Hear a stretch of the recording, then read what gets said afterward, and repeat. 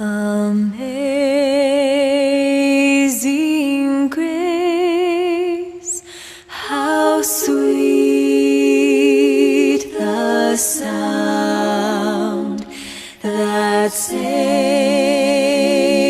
a wretch like me.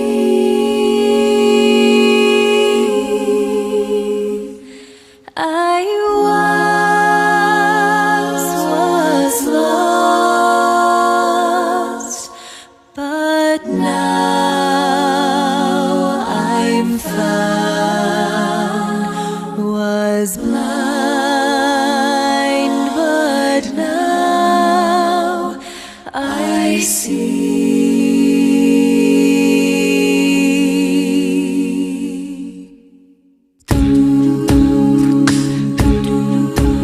Through countless dangers, doubts, and fears, I have already come. God's grace hath brought me safely here, and grace will lead me home. My chains are gone, I've been set free. My God, my Savior's ransomed me, and like a flood, His mercy reigns. Unending love, amazing grace.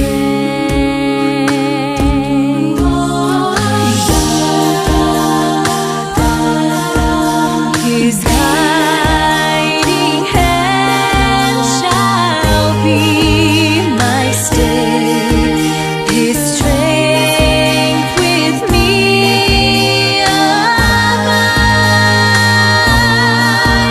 And though I stumble day by day, He shall not leave my side. My chains are gone, I've been set free. My God, my Savior's ransomed me, and like a flood, His mercy reigns. Unending love, amazing grace. Selamat Bapak Ibu kasih Tuhan, kita merayakan kenaikan Tuhan kita Yesus Kristus. Ibadah pada pagi hari ini, kita rindu kalau Roh Kudus sudah dicurahkan bagi kita, kita layak bersyukur. Yesus sudah naik ke surga, tapi Roh Kudus dinyatakan bagi kita semua. Terima kasih Tuhan Yesus. Terima kasih Tuhan. Serahkan Tuhan seluruh umat-Mu di hadapan-Mu. Pada pagi hari ini Tuhan, dimanapun mereka berada, biarlah Tuhan kasih-Mu, kuasa-Mu mengalir bagi setiap kami ya Tuhan. Haleluya. Pada pagi kasih Tuhan, kita bersyukur, mulia, sembah Raja mulia. Sama-sama kita angkat penyembahan kita di hadapan Tuhan.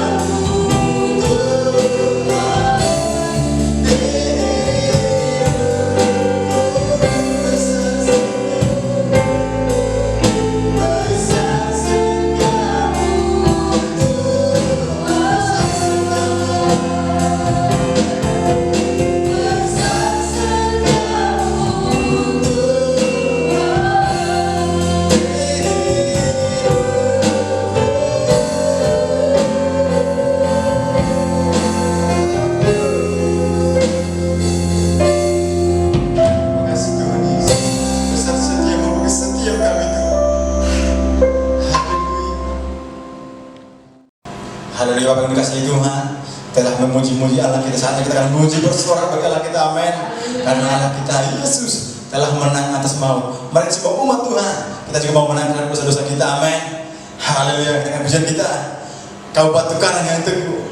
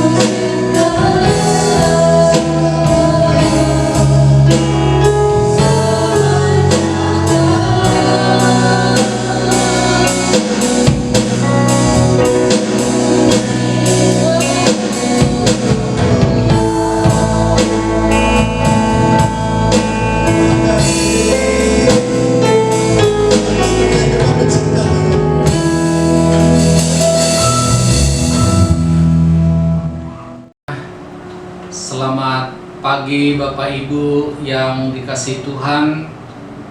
Apa kabarnya? Kiranya rahmat dan kasih karunia Tuhan senantiasa menyertai Bapak Ibu, saudaraku di mana saja pun saudara berada. Kalau kita ada sampai pada saat hari ini, itu semua karena anugerah Tuhan yang diberikannya di dalam kehidupan kita, di mana kita tahu di luar sana ada begitu banyak masalah, ada begitu banyak persoalan, ada begitu banyak penyakit, dan banyak juga yang mengalami kematian. Tetapi kita bersyukur kepada Tuhan kalau sampai pagi hari ini kita masih diberikan Tuhan nafas kehidupan. Itu semua karena kebaikan Tuhan di dalam kehidupan kita yang patut kita syukuri, yang patut kita jalani dengan baik. Pada hari ini kita akan merenungkan kebenaran firman Tuhan. Pada hari ini kita akan merayakan ibadah kenaikan Tuhan kita Yesus Kristus, di mana setelah Dia bangkit dari antara orang mati, Dia menampakkan diri kepada murid-muridnya dan kepada orang banyak selama 40 hari berturut-turut. Kemudian di hari yang ke-40-nya Dia naik ke surga, dan Dia juga menjanjikan Roh Kudus dicurahkan kepada murid-muridnya, demikian juga kepada setiap orang yang percaya kepadanya. Namun sebelum kita merenungkan firman Tuhan, mari kita terlebih dahulu berdoa kepada Tuhan. Tuhan Allah kami yang bertahta di dalam kerajaan surga, pada saat pagi hari ini ya Bapa, kami mengucap syukur kepada Tuhan kalau Engkau masih memberikan kami kesehatan, kalau Engkau juga Tuhan masih memberikan perlindungan-Mu di dalam kehidupan kami. Kami patut mengucap syukur ya Tuhan buat segala anugerah-Mu yang Kau berikan dalam hidup kami. Pada hari ini juga Tuhan kami berkumpul kembali untuk membaca dan merenungkan firman-Mu. Urapilah hamba-Mu ini, demikian juga sidang jemaat-Mu di mana saja pun mereka berada. Demikian juga ya para pemirsa yang lainnya yang menyaksikan acara ini. Biarlah Tuhan Engkau jamah, demikian juga Engkau memberkati. Terima kasih ya Bapa, di dalam nama Tuhan kami Yesus Kristus kami berdoa dan mengucapkan syukur kepadamu. Haleluya, amin. Bapak Ibu saudaraku yang dikasihi Tuhan, kita akan merenungkan firman Tuhan dengan tema amanat agung Tuhan kita Yesus Kristus. Amanat agung Tuhan kita Yesus Kristus yang terambil dari Injil Markus pasal 16 ayat 15 sampai 20. Injil Markus pasal 16 ayat 15 sampai 20, demikian bunyi firman Tuhan. Lalu Ia berkata kepada mereka, "Pergilah ke seluruh dunia, beritakanlah Injil kepada segala makhluk. Siapa yang percaya dan dibaptis akan diselamatkan, tetapi siapa yang tidak percaya akan dihukum. Tanda-tanda ini akan menyertai orang-orang yang percaya. Mereka akan mengusir setan-setan demi namaku. Mereka akan berbicara dalam bahasa-bahasa yang baru bagi mereka. Mereka akan memegang ular, dan sekalipun mereka minum racun maut, mereka tidak akan mendapat celaka. Mereka akan meletakkan tangannya atas orang sakit, dan orang itu akan sembuh."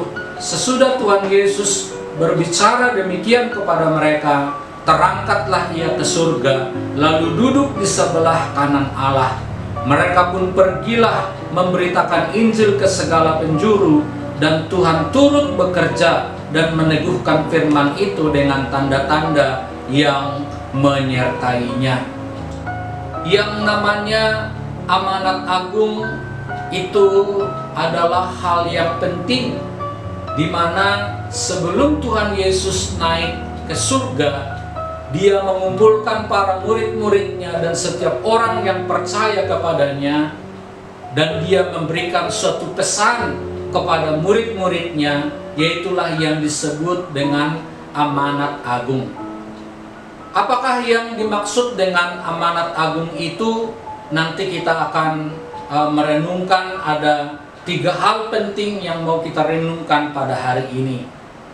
Tetapi saudaraku yang kasih Tuhan, pengajaran dunia bisa membuat kita tidak terbeban. Dunia bisa membuat kita tidak terbeban dengan yang namanya amanat agung.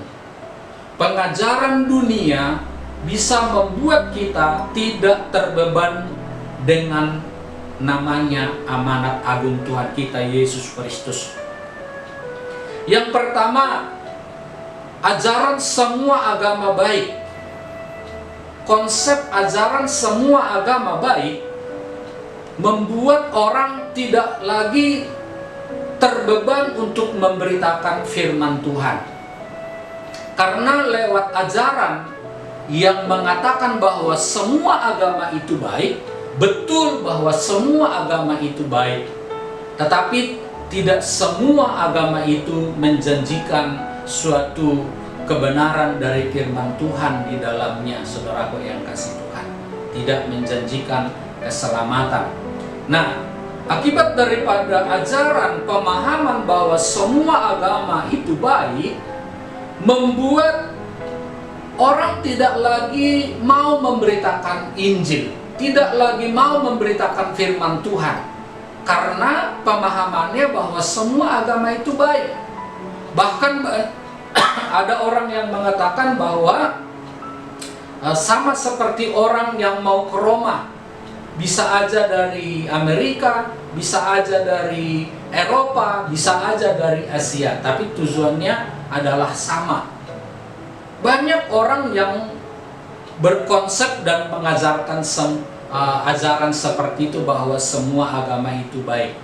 Ya, betul bahwa semua agama itu baik. Apalagi kita yang ada di tengah-tengah bangsa Indonesia yang banyak sukunya, banyak juga agamanya, maka kita diajarkan bahwa semua agama itu baik, supaya kita tidak ada perselisihan, ada pertengkaran satu dengan yang lain, dari suku satu dengan yang lain, agama satu dengan agama yang lain. Tetapi saudaraku yang kasih Tuhan, bahwa dikatakan di dalam Alkitab bahwa semua agama baik, tetapi dikatakan dalam Alkitab bahwa Yesuslah jalan kebenaran dan hidup.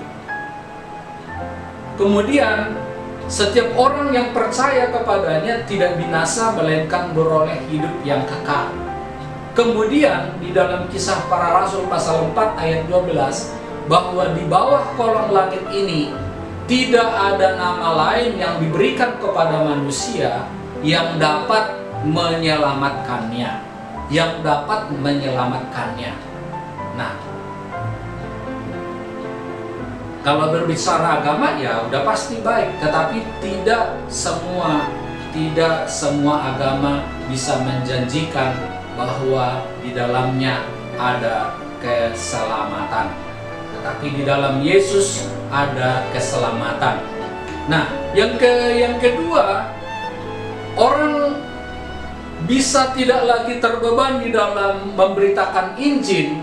Karena apa? Karena ada pengajaran tentang mengenai takdir. Pengajaran tentang mengenai takdir. Banyak orang Kristen mempercayai takdir seperti agama yang lain. Mereka mengatakan kalau ada orang yang mengalami musibah dan yang lain, mereka mengatakan sudah takdirnya seperti itu. Sudah ditakdirkan seperti itu. Jadi sehingga dia juga berniat menjual Tuhan Yesus dengan 3 keping perak. Dan akhirnya dia menyesal waktu Tuhan Yesus ditangkap, dia menyesal dan dia bunuh diri. Sekiranya dia tidak bunuh diri, dia datang kepada Tuhan mengakui dosanya, masih ada keselamatan bagi dia. Jadi Yudas bukan ditakdirkan untuk dia bunuh diri ataupun dia masuk neraka, tetapi itu karena ambisinya dia selalu korupsi, mencuri uang, akhirnya dia pun sampai menjual Tuhan Yesus tiga keping perak kepada orang-orang Yahudi tersebut, sehingga Tuhan Yesus pun disalibkan.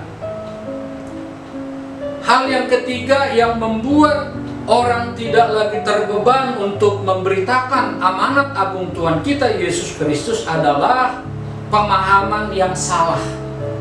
Banyak pemahaman orang Kristen yang salah, di mana banyak orang Kristen beranggapan yang melayani Tuhan atau yang melakukan amanat Tuhan kita Yesus Kristus adalah golongan pendeta, majelis, aktivis gereja saja.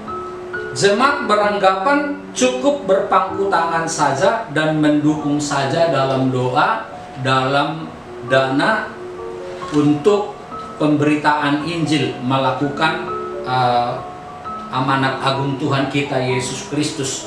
Memang lewat dukungan doa, demikian juga lewat dukungan dana, moral dan yang lain-lain, itu juga memang bagus, saudaraku yang dikasih Tuhan. Tetapi yang diinginkan Tuhan bukan hanya dukungan doa, bukan hanya dukungan dana, tetapi kita juga terlibat ikut di dalam melaksanakan amanat agung. Bukan hanya pendeta, majelis atau aktivis gereja, tetapi setiap orang yang ditebus oleh darah Tuhan Yesus, setiap orang yang sudah percaya kepada Tuhan Yesus harus berjuang bagaimana supaya melakukan apa yang menjadi amanat agung Tuhan Yesus dalam kehidupannya. Apakah yang menjadi amanat agung Tuhan kita Yesus Kristus sebelum dia naik ke surga kepada murid-muridnya dan kepada setiap orang yang percaya kepadanya? Di ayat yang kelima dikatakan, pergilah ke seluruh dunia, beritakanlah Injil kepada segala makhluk. Yang pertama adalah amanat agung Tuhan Yesus ayat 5. Pergilah ke seluruh dunia, beritakanlah Injil kepada segala makhluk. Beritakanlah Injil. Injil itu adalah kabar baik. Di dalam Injil itu, di dalam kabar baik itu, ada dua hal. Ada kabar baik dan ada kabar buruk. Di dalam Injil itu ada kabar baiknya, ada juga kabar buruknya. Kabar baiknya adalah bahwa oleh karena rahmat dan anugerah Tuhan, kasih Tuhan yang sangat besar, sehingga dia datang ke dunia, dia menjelma menjadi manusia dan memberikan keselamatan kepada seluruh umat manusia yang percaya kepadanya. Bukan karena kehebatan kita, bukan karena kekuatan kita, tetapi oleh pemberian daripada Tuhan Allah sendiri yang diresponi oleh pihak manusia itu sendiri. Itu kabar baiknya, bahwa keselamatan adalah anugerah, pemberian semata-mata daripada Tuhan. Misalnya saya mempunyai satu buah roti, kemudian saya tawarkan roti tersebut kepada anak kecil. Tentunya kalau anak kecil itu tidak mau mengambilnya, maka seenak apapun roti yang saya tawarkan kepada anak itu, dia tidak bisa menikmati dan dia tidak bisa kenyang, dia merasa lapar karena dia tidak mau menerima roti yang saya tawarkan. Tetapi ketika saya menawarkan roti tersebut kepada si anak tersebut, kemudian dia mengulurkan tangannya, dia meresponinya, dan dia menerimanya. Dan pada saat itu jugalah si anak itu mendapatkan roti itu, dan dia bisa menikmatinya, dan dia bisa kenyang menikmati roti tersebut. Demikian juga keselamatan itu di dalam Tuhan kita Yesus Kristus bukan hanya untuk orang Kristen. Keselamatan itu ditawarkan ke seluruh umat manusia, kepada seluruh umat yang beragama di dunia, termasuk aliran kepercayaan dan yang lain-lain. Tetapi maukah mereka menerimanya? Siapa yang menerimanya diberikan kuasa untuk menjadi anak-anak Allah. Keselamatan itu juga seperti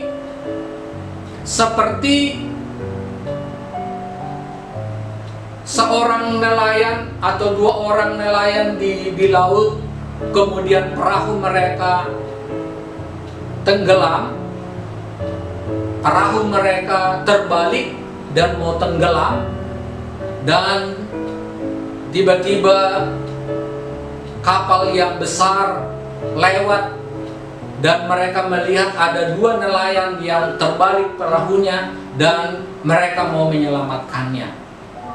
Dari pihak kapal besar tersebut mereka melemparkan tali kepada kedua nelayan-nelayan tersebut. Nelayan tersebut kalau dia mau selamat harus dia memegang erat-erat tali tersebut, kemudian mereka akan ditarik dari kapal yang besar tersebut, kemudian mereka dimasukkan ke dalam kapal itu, mereka akan dirawat di situ, demikian juga mereka diberikan apa yang menjadi kebutuhan mereka. Demikian juga keselamatan itu ada dari pihak Allah, ditawarkan, diberikan kepada kita. Tetapi kalau kita tidak mau menerimanya, tidak mau meresponnya, keselamatan daripada Tuhan kita itu tidak terjadi dalam kehidupan kita. Itu kabar baiknya di dalam Injil keselamatan. Tetapi kabar buruknya adalah siapa yang tidak percaya kepadanya akan binasa. Siapa yang tidak percaya kepadanya ataupun yang menolaknya akan binasa. Yohanes 3 ayat 18 dikatakan, barang siapa percaya kepadanya, ia tidak akan dihukum.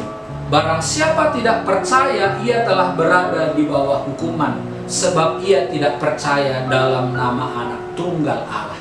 Jadi barang siapa yang percaya kepadanya, ia tidak lagi dihukum, tidak berada lagi di bawah hukuman daripada Tuhan.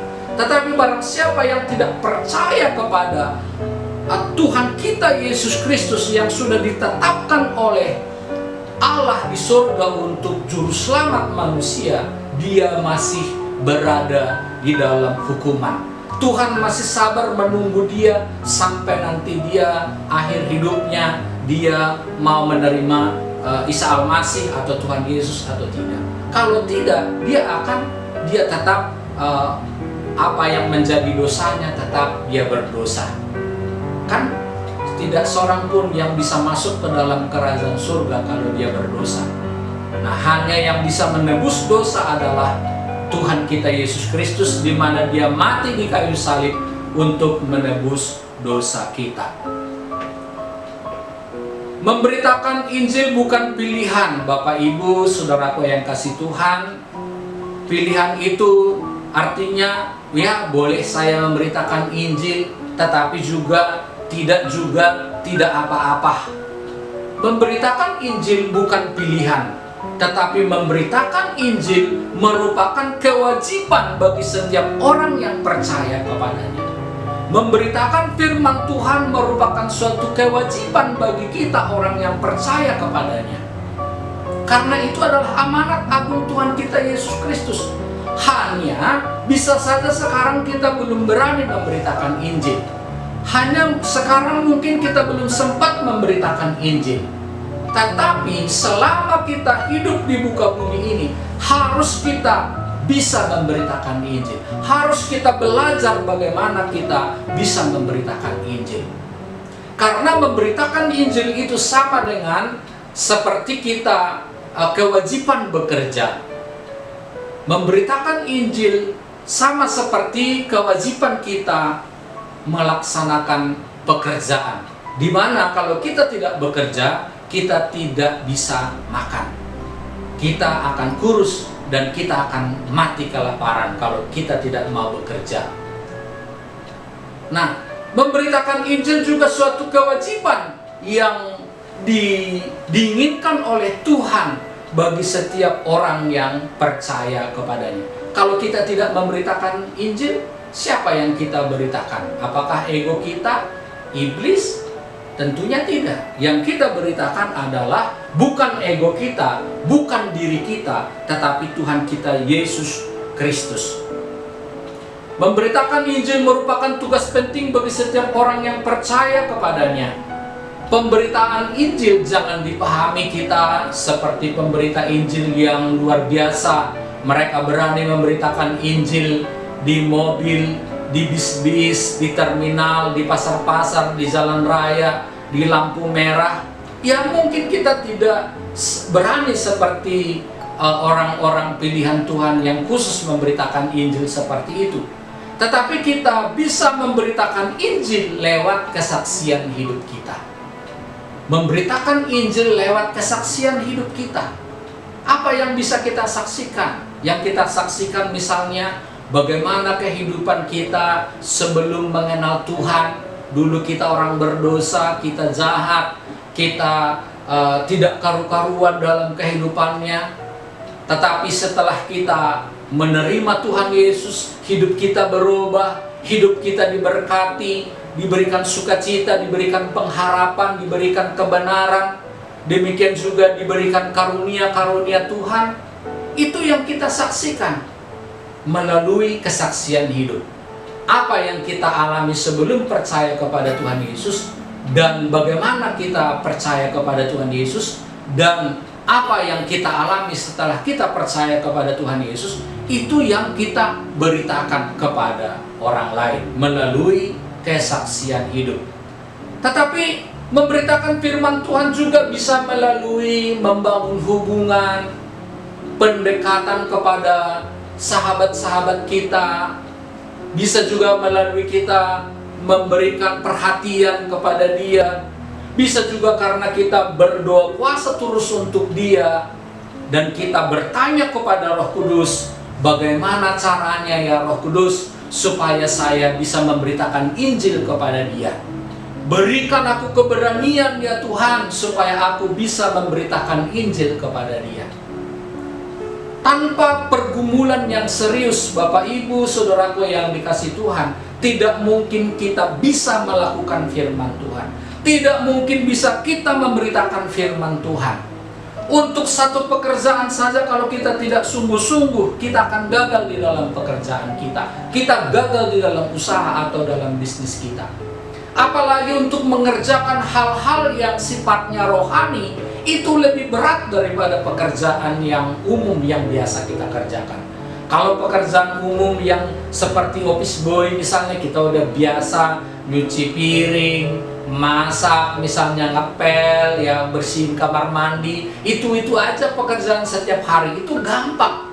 Tetapi kalau memberitakan firman Tuhan berhadapan dengan manusia, berhadapan dengan orang yang jahat, penolakan dan yang lain-lain, itu dibutuhkan pergumulan yang serius, doa yang sungguh-sungguh, minta pengurapan yang sungguh-sungguh. Tanpa itu kita tidak bisa melakukan kehendak Tuhan dalam kehidupan kita.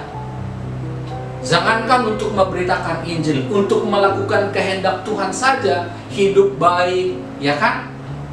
Tidak marah-marah, sukacita, damai sejahtera, bisa berdoa, bisa baca firman Tuhan saja sulit untuk kita lakukan. Apalagi memberitakan firman Tuhan di terminal, di jalan-jalan, tetangga kita, terhadap orang-orang preman. Tidak bakalan bisa. Tetapi saudaraku yang kasih Tuhan, kalau Tuhan mengatakan pergilah jadikan semua bangsa muridku, berarti setiap orang yang percaya kepada Tuhan berpotensi untuk bisa memberitakan Injil. Setiap anak-anak Tuhan, benih ilahi yang ada dalam diri kita, urapan Roh Kudus yang ada dalam diri kita, memampukan kita untuk bisa kita membawa jiwa-jiwa datang kepada Tuhan. Membawa jiwa datang kepada Tuhan juga itu merupakan memberitakan Injil. Kita mungkin tidak berani memberitakan Injil kepada dia, tetapi kita bisa membawa dia ke gereja. Sampai nanti di gereja ada hamba-hamba Tuhan yang bisa memberitakan Injil, yang bisa mendoakan, yang bisa mengajarkan, yang bisa memuridkan dia. Apa saja yang ada pada kita, pergunakanlah semuanya itu untuk kemuliaan Tuhan, untuk menjangkau jiwa. Makanya orientasi seluruh kehidupan orang percaya kepada Tuhan harus berorientasi kepada jiwa-jiwa berorientasi kepada kemuliaan Tuhan. Kita hidup untuk kemuliaan Tuhan. Keluarga kita untuk kemuliaan Tuhan. Usaha kita untuk kemuliaan Tuhan. Kecerdasan, kepintaran, prestasi kita harus digunakan untuk kemuliaan Tuhan. Kehebatan gereja, kebesaran gereja harus orientasinya untuk kemuliaan nama Tuhan. Nah, ketika kita semua aspek kehidupan kita, orientasi kehidupan kita untuk kemuliaan Tuhan, pastilah Roh Kudus akan menolong kita, memampukan kita, mengajari kita. Dan niat kita yang tulus, yang benar itulah sehingga Tuhan pun bekerja di dalam kehidupan kita, sehingga kita bisa melakukan amanat agung di dalam kehidupan kita. Baik saudaraku yang dikasihi Tuhan, tiba saatnya kita akan merenungkan bagian yang kedua. Bagian yang kedua. Bagian yang kedua amanat agung Tuhan kita Yesus Kristus adalah ayat yang ke-16 dan juga tertulis di dalam Matius pasal 28 ayat 19. Dikatakan firman Tuhan di sana, baptislah mereka dalam nama Bapa, Anak, dan Roh Kudus. Baptislah mereka di dalam nama Bapa, Anak, dan Roh Kudus. Itu merupakan amanat agung Tuhan kita Yesus Kristus, yaitu sakramen baptisan. Membaptiskan setiap orang-orang yang percaya kepada Tuhan kita Yesus Kristus di dalam baptisan yang kudus atau sakramen baptisan kudus tersebut. Di mana lewat baptisan itu, saudaraku yang dikasihi Tuhan, kita dipersatukan di dalam kematiannya. Dipersatukan di dalam kematiannya. Lewat baptisan itu, lewat baptisan air itu atau baptisan selam itu, kita dipersatukan di dalam kematian Tuhan kita Yesus Kristus. Dipersatukan di dalam kematian Tuhan kita Yesus Kristus, yang artinya bahwa hidup yang kita miliki bukan lagi milik kita, tetapi milik Dia yang sudah menebus dosa kita. Kita dipersatukan dalam kematiannya. Dipersatukan dalam kematiannya. Artinya bahwa kita mati untuk dosa, tetapi kita hidup untuk Tuhan. Hidup yang kita hidupin ini bukan lagi untuk memuaskan dosa-dosa, mengikuti keinginan-keinginan kita, tetapi hidup yang kita hidupi ini untuk kemuliaan Tuhan. Lewat baptisan kudus itu kita dikuburkan bersama-sama dengan Tuhan kita Yesus Kristus. Lewat baptisan itu kita dikuburkan bersama-sama dengan Tuhan kita Yesus Kristus. Yaitu kita hayati bahwa lewat kita dibaptis itu bahwa dosa-dosa kita telah dikuburkan, dosa-dosa kita telah ditenggelamkan di dalam baptisan itu. Jadi kalau kita mau dibaptis, saudaraku yang kasih Tuhan, khususnya dibaptis selam, kita harus menghayati bahwa kita mati bersama dengan Tuhan Yesus. Yang kedua, kita akan dikuburkan bersama dengan Tuhan Yesus. Yang artinya dikuburkan bersama dengan Tuhan Yesus itu, kita harus menguburkan dosa-dosa kita. Kita harus membuang segala tabiat buruk kita. Kita harus menenggelamkan segala karakter kita, melepaskan semua tabiat-tabiat buruk kita. Harus kita tanggalkan semua di dalam baptisan air tersebut. Yang ketiga, lewat baptisan itu kita dipersatukan dengan kebangkitan Tuhan kita Yesus Kristus. Melalui sakramen itu kita dipersatukan dengan kebangkitan Tuhan kita Yesus Kristus. Sama seperti seorang laki-laki kalau dia sudah jatuh cinta kepada pacarnya ataupun kekasihnya, dia tidak mungkin jomblo terus kan, teman-teman, nggak mungkin kan? Nah, tetapi supaya mereka bisa berumah tangga, supaya cinta mereka tidak hanya di awang-awang, maka dibutuhkan yang namanya pemberkatan nikah. Lewat pemberkatan nikah tersebut, mereka dipersatukan dua menjadi satu. Satu hati, satu pikiran, satu keuangan, satu tujuan, satu tubuh. Demikian juga satu hal-hal yang lainnya. Jadi untuk mempersatukan mereka, ada yang namanya ibadah pemberkatan nikah, atau ada namanya peneguhan nikah. Barulah mereka pernikahannya sah di hadapan Tuhan. Kalau mereka sudah menikah tanpa dipersatukan oleh Tuhan, itu namanya kumpul kebo, itu namanya tidak benar dan tidak berkenan kepada Tuhan. Demikian juga untuk kita dipersatukan dengan kematian Tuhan Yesus, dipersatukan dengan kenaikan Tuhan kita Yesus Kristus, kebangkitan Tuhan kita Yesus Kristus, maka kita harus dibaptis. Harus kita dibaptis. Baptisan bukan pilihan Bapak Ibu Saudaraku yang kasih Tuhan, tetapi baptisan merupakan perintah daripada Tuhan. Bahkan kalau dikatakan di dalam Alkitab ini, dikatakan di sana, pergilah jadikan semua bangsa muridku dan baptislah mereka di dalam nama Bapa, Anak, dan Roh Kudus. Jadi itu satu paket. Jadikan mereka menjadi murid Kristus, kemudian baptislah mereka. Tidak hanya dikatakan jadikan mereka murid Kristus tetapi tidak dibaptis, atau baptislah mereka tetapi tidak dijadikan menjadi murid Tuhan Yesus. Tidak. Itu satu paket. Jadikan bangsa muridku, kata Tuhan Yesus, dan baptislah mereka di dalam nama Bapa, Anak, dan Roh Kudus, dan ajarlah mereka melakukan segala sesuatu yang telah kuperintahkan kepadamu. Itu amanat Tuhan kita Yesus Kristus sebelum dia naik ke surga. Yang terakhir, saudaraku yang dikasih Tuhan, apa yang menjadi amanat agung Tuhan kita Yesus Kristus sebelum dia naik ke surga? Di ayat 17 dan ayat 18 mengatakan, setiap orang yang percaya kepadanya diberinya kuasa. Setiap orang yang percaya kepada Tuhan kita Yesus Kristus, hidupnya tidak binasa dan hidupnya diberi kuasa. Diberi kuasa.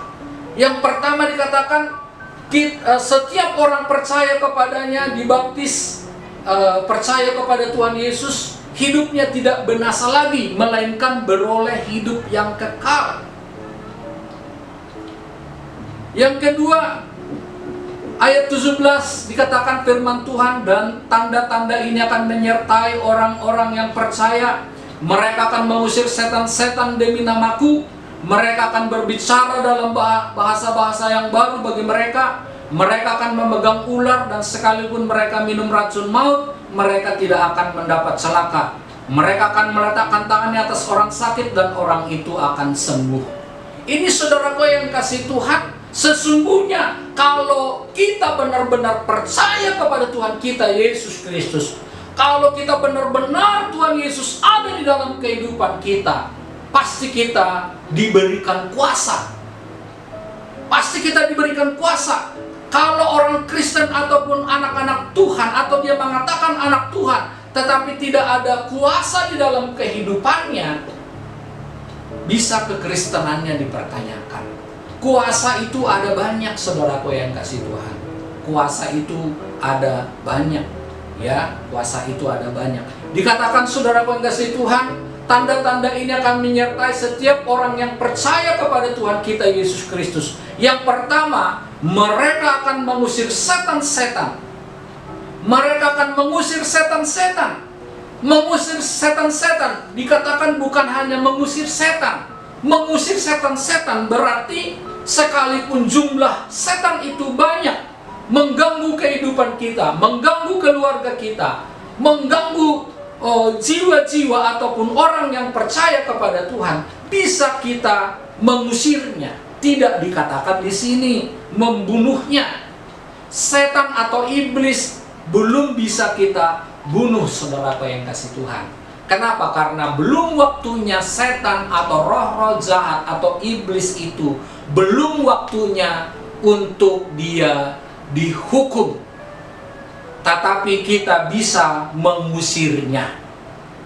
Misalnya toko saudara disantet orang, dikasih guna-guna. Nah, kita berdoa di dalam nama Tuhan Yesus supaya setan yang dikirim oleh dukun-dukun tersebut, mantra-mantra yang dipasang di situ sehingga mengganggu keluarga di situ, diusir oleh kita berdoa kepada Tuhan, oleh kita memanggil nama Tuhan, memuji menyembah Tuhan. Kuasa iblis tersebut tidak lagi betah di dalam rumah itu, dalam toko itu, sehingga dia lari dari situ, sehingga toko kita pun kembali normal di dalam penjualannya.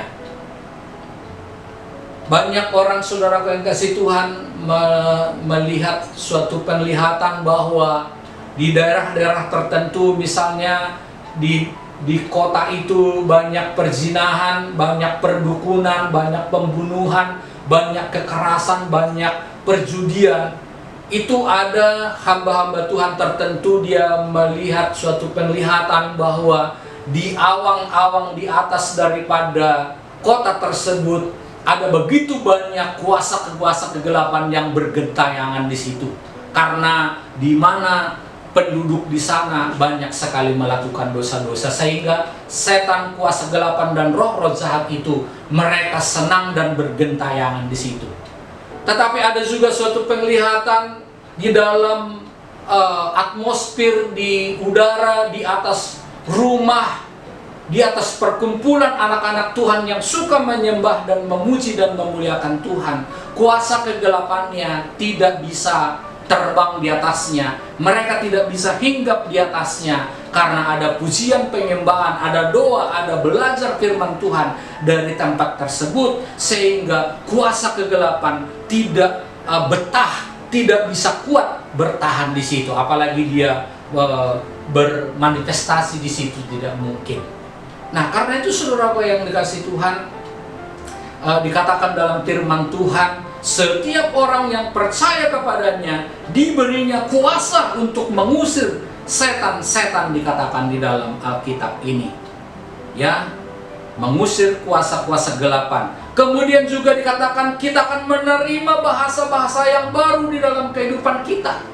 Kalau kita percaya kepada Tuhan Yesus, bukan hanya waktu saudara datang beribadah ke gereja, saudara didoakan, tidak.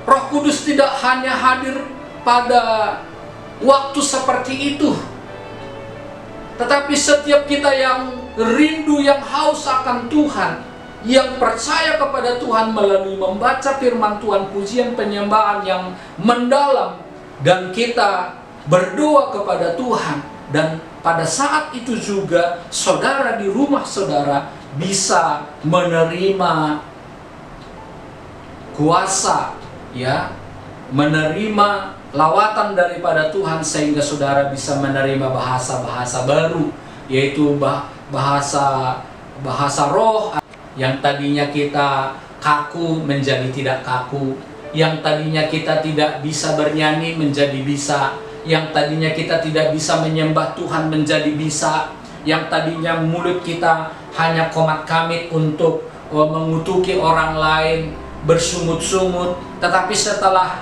disucikan oleh Roh Kudus, bibir kita, hati kita, pikiran kita, perasaan kita, lidah kita, sehingga dari dalam kehidupan kita mengalir kuasa Roh Kudus, sehingga pujian penyembahan yang keluar dari hati kita, dari mulut kita, dari lidah kita, saudaraku yang dikasih Tuhan. Setiap orang yang percaya diberinya kuasa, yaitu bukan hanya mereka mengusir setan, tetapi menerima bahasa roh, karunia-karunia Roh Kudus di dalam kehidupan mereka. Tetapi juga dikatakan sekalipun mereka minum racun maut, dari racun ular, mereka tidak kena, kata firman Tuhan, saudara kasih Tuhan. Ya, mereka tidak kena. Tapi jangan kita mencoba, kita udah tahu itu racun ular, kita udah tahu itu racun, kita minum, itu namanya mencobai Tuhan.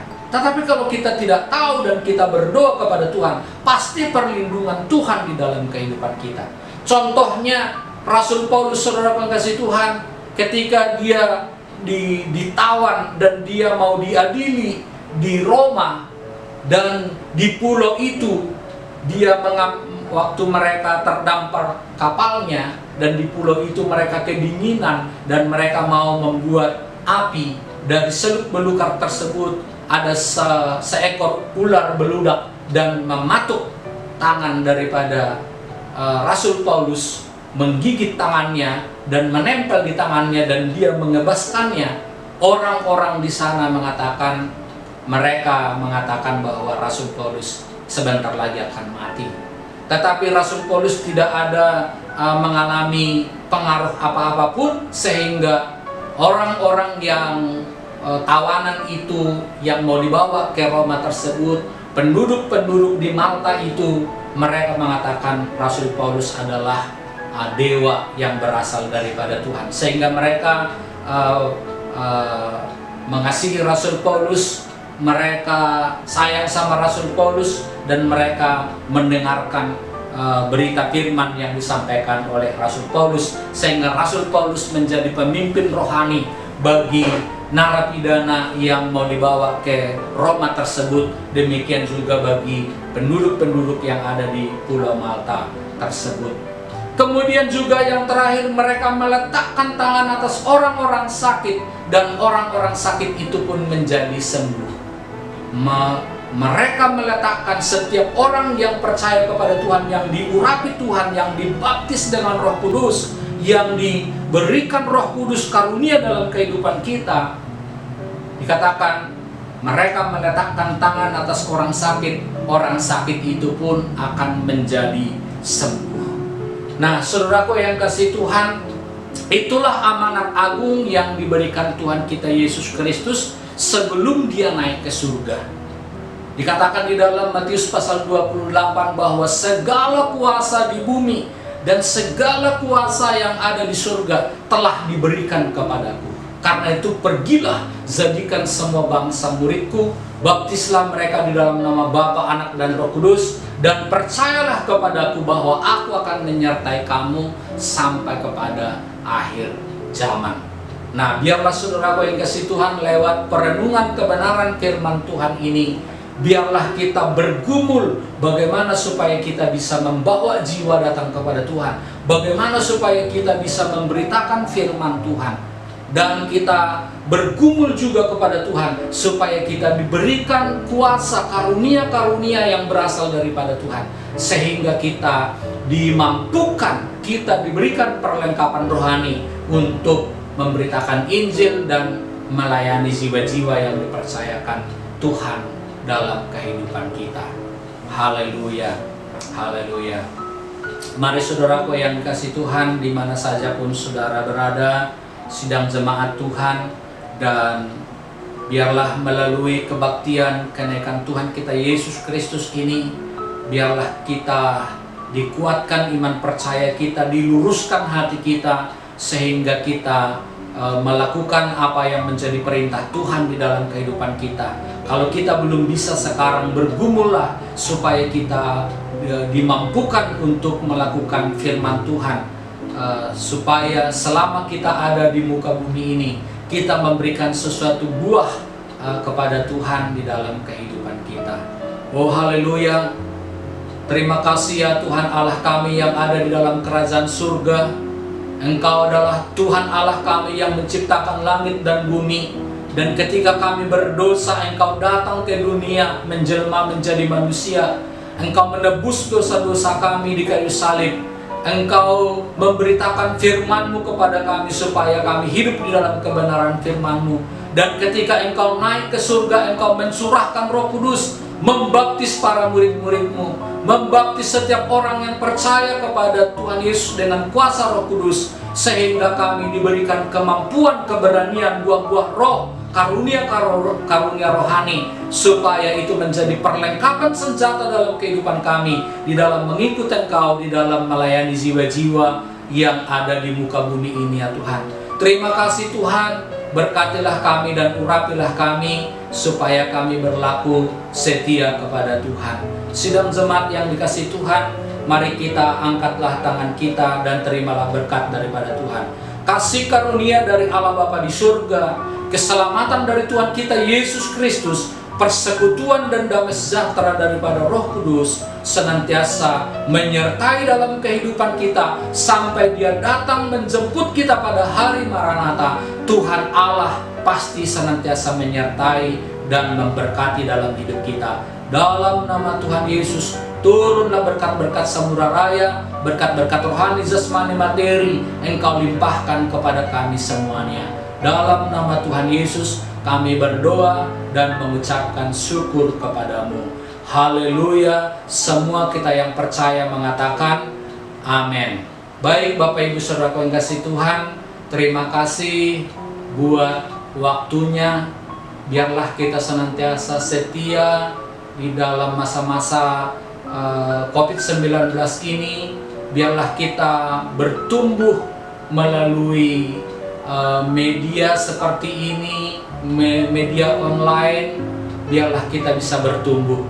Dulu mungkin kita bisa bersama-sama, tetapi sekarang Tuhan melatih kita supaya kita juga bisa bertumbuh melalui ibadah online, melalui ibadah streaming, ataupun melalui perenungan firman Tuhan melalui rekaman. Itu merupakan juga ujian bagi kita. Apakah kita tetap setia beribadah kepada Tuhan, setia malah belajar firman Tuhan, setia melakukan firman Tuhan di dalam masa-masa pandemi virus corona ini.